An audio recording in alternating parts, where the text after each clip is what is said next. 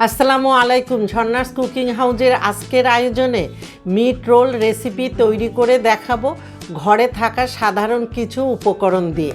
তাছাড়া আমার চ্যানেলে বেশ কিছু রোলের রেসিপি আছে, আপনারা চাইলে আমার চ্যানেলে ঘুরে আসতে পারেন। আমার চ্যানেলে যারা নতুন এখনও আমার চ্যানেলটি সাবস্ক্রাইব করেননি, প্লিজ আজই আমার চ্যানেলটি সাবস্ক্রাইব করে নিয়মিত আমার চ্যানেলের সাথেই থাকবে। প্রথমে আমি ডোটা তৈরি করে নিব। এই জন্য একটি পাত্রের মধ্যে নিয়ে নিচ্ছি ময়দা 1 কাপ ও 1/4 কাপ, দিয়ে দিচ্ছি ময়দার মধ্যে চিনি 1 চা চামচ, ইস্ট 1/2 চা চামচ ও 1/4 চা চামচ মানে 1.25 চা চামচ, লবণ 1/2 চা চামচ দিয়ে সব শুকনো উপকরণগুলি হালকা হাতে মিশিয়ে নিয়ে এবার ময়দার মধ্যে 1 টেবিল চামচ রান্নার তেল দিয়ে তেলটা ময়দার সাথে হাত দিয়ে খুব ভালো মতো ঘষে ঘষে মেখে নিতে হবে। তেলটা যখন ময়দার সাথে খুব ভালো মতো মিশে যাবে তখন ডো তৈরি করার জন্য এখানে আমি 1/2 কাপ নর্মাল পানি নিয়েছি, তবে পানিটা একবারে দিব না, অল্প অল্প করে দিব আর মেখে নিব। এখানে ডোটা প্রথমে কিছুটা স্টিকি হবে, ঠিক এই রকম। প্রথম পর্যায়ে এরকম স্টিকি থাকলে এটা আরও কিছুক্ষণ ময়ান করার পরে স্টিকি ভাবটা অনেকটাই কমে যাবে। এখন এর মধ্যে আরও 1 টেবিল চামচ তেল দিয়ে আমি আরও 3 থেকে 4 মিনিটের মতো মথে নেব। 4 মিনিট মতো মেখে নেওয়ার পরে এই ডোটা অনেকটাই সফট হয়ে গিয়েছে। এখন একটা ভেজা কাপড় দিয়ে ঢেকে কমপক্ষে 15 থেকে 20 মিনিটের জন্য রেস্টে রেখে দেব। আর এই দিকে রোলের ভিতরের পুর তৈরি করার জন্য আমি একটি বাটিতে 200 গ্রাম গরুর মাংসের কিমা নিয়েছি। এখানে চাইলে আপনারা চিকেন বা মাটন কিমা দিয়েও এই রোলটা তৈরি করে নিতে পারেন।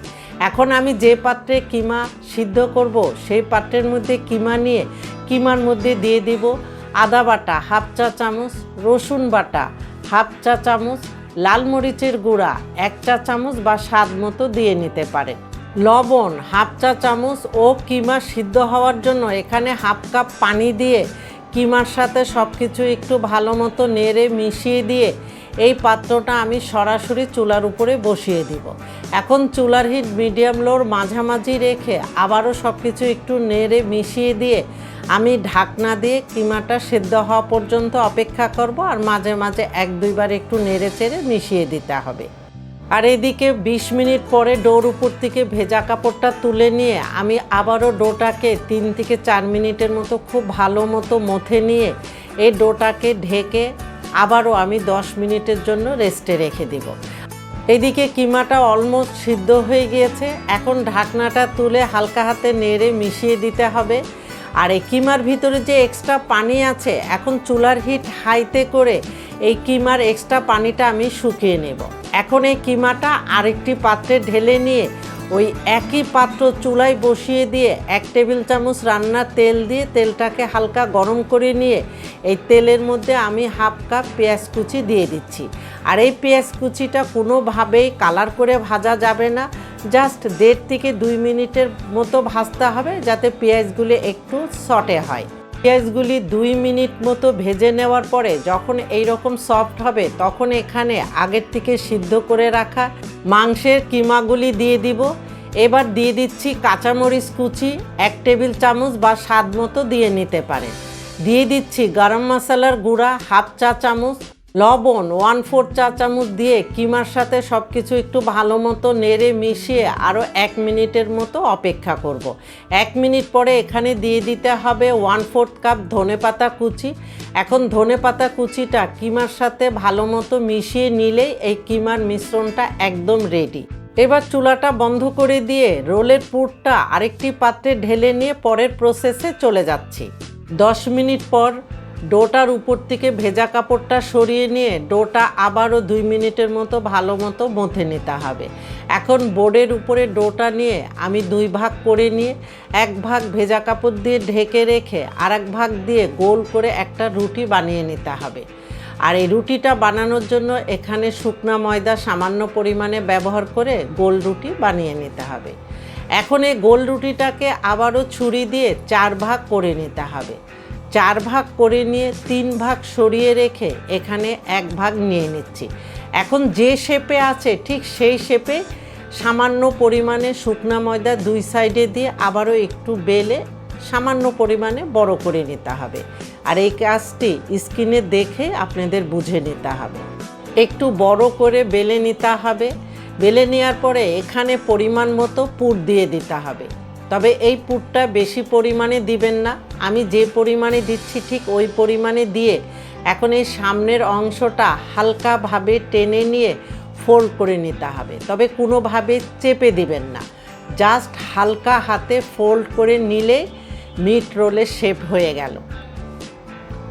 এখন আপনাদের বোঝার জন্য আমি আরও একটি তৈরি করে দেখাবো। এখন আমি যে ট্রেতে বেক করব সেই ট্রেতে সামান্য পরিমাণে অয়েল দিয়ে আমি ব্রাশ করে নিচ্ছি।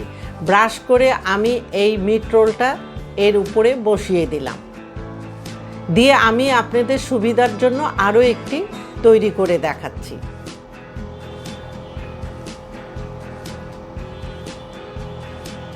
পুরটা দেওয়ার পরে সেম সামনের দিকটা জাস্ট হালকাভাবে ফোল্ড করতে হবে, তবে কোনোভাবে এটাকে চেপে দিবেন না, যেহেতু এটা বেক করা হবে। জাস্ট এইভাবে হালকাভাবে ফোল্ড করলে মিট রোলের শেপ হয়ে গেল। এইভাবে সব মিট রোলগুলি তৈরি করে নেব। মিট রোলগুলি তৈরি করা হয়ে গেলে একটি ডিমের অর্ধেকটা নিয়ে এখন ব্রাশ দিয়ে এই মিট রোলগুলির উপরে হালকাভাবে ব্রাশ করে দিতে হবে। এবার প্রিহিট ওভেনে 180 ডিগ্রি সেলসিয়াসে প্রথমে আমি 15 মিনিটের জন্য বেক করতে দিব। 15 মিনিট বেক করা হয়ে গেলে দ্বিতীয়বারের মতো এই মিট রোলের উপরে আবারও এগ ব্রাশ করে দিতে হবে। এগ ব্রাশ করার পরে এই মিট রোলগুলিকে দ্বিতীয়বারের মতো ওভেনের আপারে 5 মিনিটের জন্য বেক করতে দিব। 5 মিনিট পরে ওভেন থেকে মিট রোলগুলি বের করে নিয়ে গরম থাকা অবস্থায় একটি ব্রাশের সাহায্যে উপরে আমি বাটার দিয়ে দিব। এতে আপনার উপরের কালারটাও ঠিক থাকবে, খেতেও ভালো লাগবে, কিছু সময় পর্যন্ত উপরটা ক্রিস্পি থাকবে। এখন একটি মিট রোল আমি দেখিয়ে দিচ্ছি যে নিচের সাইডটা খুবই সফট আর উপরেরটা বেশ ক্রিস্পি আর ভিতরটাও খুবই সফট ফ্লাপি আর খেতেও ভীষণ টেস্ট হয়েছে। এখন আমি একটা কেটে আপনাদেরকে দেখাচ্ছি ভিতরের অবস্থাটা কী। বিকালে 1 কাপ গরম গরম চায়ের সাথে এই মিট রোল সত্যি অসাধারণ। এতক্ষণ আমার এই ভিডিও দেখার জন্য আপনাদের অনেক ধন্যবাদ। আপনারা ভালো থাকবেন, আমাদের জন্য দোয়া করবেন। আল্লাহ হাফেজ।